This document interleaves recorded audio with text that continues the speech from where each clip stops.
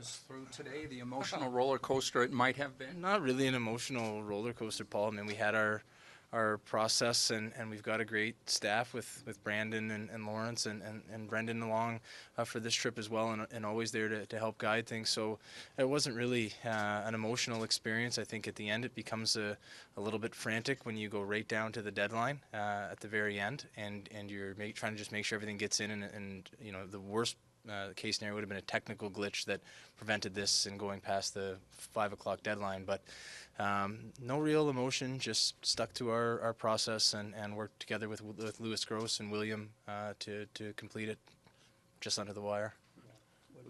Was there a point at which you thought it wasn't going to happen? It's tough to say. I think we always try to remain optimistic, Damien, and you know, have faith that our offers were fair and that they were coming from a good place as well, and that in the end, him missing a full season and having it go across 5 o'clock today wouldn't have been good for anybody, not for the team, not for William. And so you always kind of maintain that faith as it gets closer to the deadline. You start to maybe doubt it a little bit, but in the end, we're happy that it ended with him signing for sure. Were you prepared for that reality if it came to it? I think so, yeah. I mean, you have to, anytime you get into something like this, especially when you come into the last day, you think it might be reality. We have, you know, is my duty to the organization and our group and our management group's duty to ensure that we're putting the organization in the best possible spot moving forward with all of our economics and all of our players. And so we have to do what's right for that, and part of that may be situations like this one. And we hope to always avoid them, of course, but it's a realistic scenario, as we just saw. How many different offers were there? How many back and forths?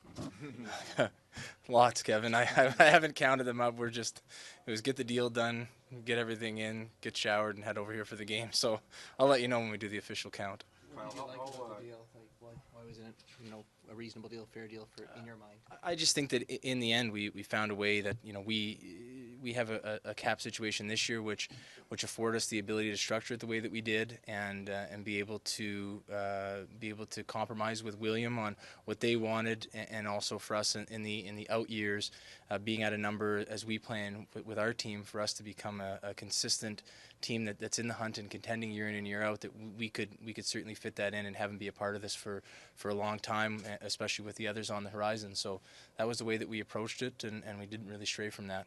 Where did Terry? the years 2 through 6, the 6.9, did that vary much from your original offer, whenever that might have been? Well, I think all offers vary in negotiations from, well, I'm not going to get into where our offer started and where theirs started, but essentially we worked together to get to that point, and we're happy with it, and I know William will be well worth that, so we're excited. What's your sense right now? Is there one of relief, of satisfaction? What are you feeling? I'm happy for our team, and I'm happy for William. You know, I wish that we were able to get this done before training camp and he was able to be a part of this. I think the team's record right now is a testament to the coaching staff and to the players on the group especially, that they haven't really allowed this to become a distraction, even though, I totally understand that the questions about it have picked up of late. They've continued to stay focused. They've had a great start to the season, and I've learned a lot about the coaches and the players and their ability to do so. So I'm very thankful for them that they were able to perform the way that they had, and I'm excited now to add William to the group, because it'll only make us better. You're on the record as saying that you're going to keep the core together, you're going to do whatever it takes. How does it look right now with this contract about the rest of the guys? I know people were ready to jam that one down my throat, but we'll stick with it, and that's our goal. We want this group to be together as long as we can possibly keep it together, and we hope that all these guys can be career Leafs, especially this young core group of players that we have. It's obviously a very exciting group, and one that's excited our fans and our city, and that's our goal, is to keep it together as long as it can roll. There was a thought that if this ever came to a trade, not saying we would have got that from your end, a young defenseman might have been coming back. Is that an area that you still need to improve here to make it proper? When that stuff, I mean, that's a natural thing in hockey, especially when a player isn't there. People hear rumblings that his contract may be problematic, and I think that we were never constrained. That was never our ambition. This was always, and I think other GMs in the league can verify it, we prefaced everything saying our ambition is to sign this player long term, and that's what we're working towards. In discussions, we had lots of players that come up, not just defense, but anywhere we can improve the team, we will. Why didn't it end up being? I was just going to say this December 1st deadline is a bit different, as you know, in recent years. Sure. Does this process change your idea of how you're going to deal with Marner, Matthews, and others going forward, that maybe your timeline has to be a bit different? Sure. I mean, we've had discussions with both of their camps already.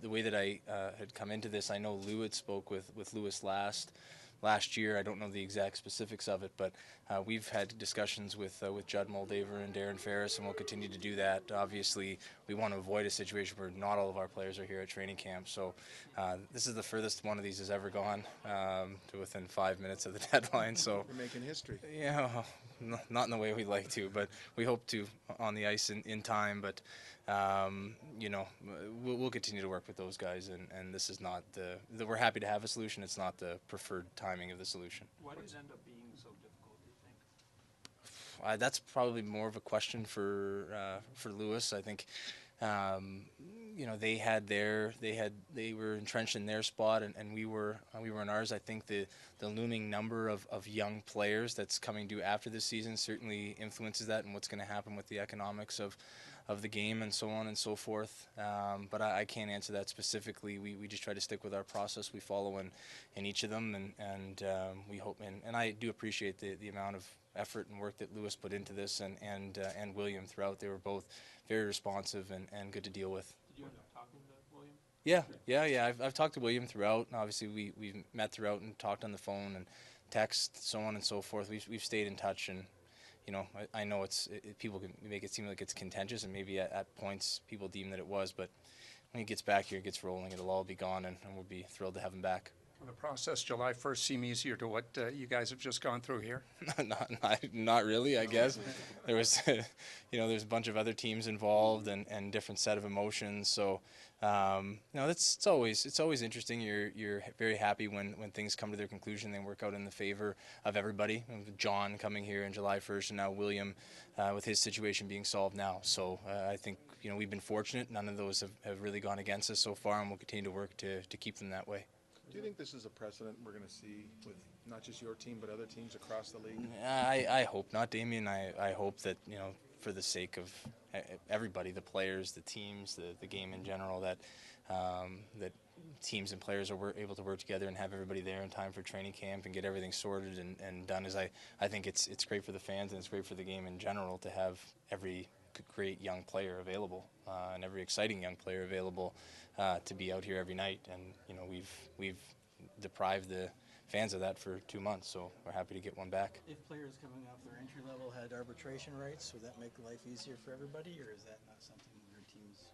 That's a question for people way above my pay grade. I mean, obviously with players that have it, there's a remedy that's available to them, but that's you know, you got to go a certain amount of years and earn a certain number of pro years before you get there. And I know in other sports they don't have it, so I mean that's up to the commissioner's office, not me. When do you expect to play? I mean, we've got to go through the same protocol you'd go through coming in from training camp, so I would say patience with that. He's got to go through his medical testing. We still have to, though I think everyone wants to get back in and get playing right away, we have to still play the long game with it. It's a 6-year contract, and we don't want to rush to get him in on Tuesday or potentially Thursday and then have that forego his health and well-being. So we'll get all that taken care of, and then we'll hope in the next week or so we'll be back in action. Does Mike know that yet? What's that? Does Mike know that? I broke it to Mike, so we're good. The contract's a bit different because the cap hit's so big in the first year. Sure. Because of the timing. Does that impact your ability to do other things this season if you want to strengthen your club before the deadline? No, I think the way that our salary cap is structured is for this season is, you know, we obviously we're saving space for William. That's accrued over daily since the start of the season, and we've got some space set aside for our bonuses that may be due, but we'll still be able to potentially add to the group, and if we can strengthen the group, we will. How optimistic are you going to avoid a similar lengthy process with your other RFAs moving forward, Mitch? Sure. Well, that's the plan, is to avoid it. I mean, it's our full plan to have everybody available for the first day of training camp. So, you know, I think we've shown that, you know, when it comes to making sure that everything fits our economics, that we will go to whatever length we have to. But our goal is to have everybody settled as soon as they possibly can, and that allows us the best plan for the remainder of the year and roll from there, Mark. Around what time did you actually agree? Well, we got their sign copy of the contract back at 3:52 or whatever Central Time. So, I mean, it was agreed to, but then there was some slight variations that needed to be made, and then email to Sweden and emailed. Not to Sweden. I mean, that's not like I was sending a telegram, but like emailed over there, sent back in the right order, make sure it's good, and then send it to the league. Because the worst thing when you have a page missing and contracts rejected at this point would be not good. Were you nervously watching the clock? If it would have gone past 3:50, I've got a lot of faith in Brandon Pridham, and he certainly has shown that faith is well placed throughout this process. So I thought we would be in good hands, even though it was a bit more of undue pressure placed on him by me. Which, anyway. Was there a moment you thought was a turning point in this process? When they called at 3:30 and William said, "Do you want to make a deal?" That was the turning point, I would say. Is that how it went? He called. You spoke to him at 3:30? Yeah, he and Lewis called at about 3:30, and at that point, once he had said what he did, and then I spoke to Lewis for a bit, I kind of knew we were on the right track, but right down to the wire. So you guys in the conference room then at the hotel then? We were in my room at the hotel. I'm sick of that room at the St. Paul Hotel. Just for clarity, at 3:30 this time, so. Correct. 3:30 Yeah, Half an hour from the. Yes, from that's the- correct. Okay. Maybe it was 3:15. I could. I don't have my phone on me. I could Within check. the hour. But of yes, deadline. within the hour.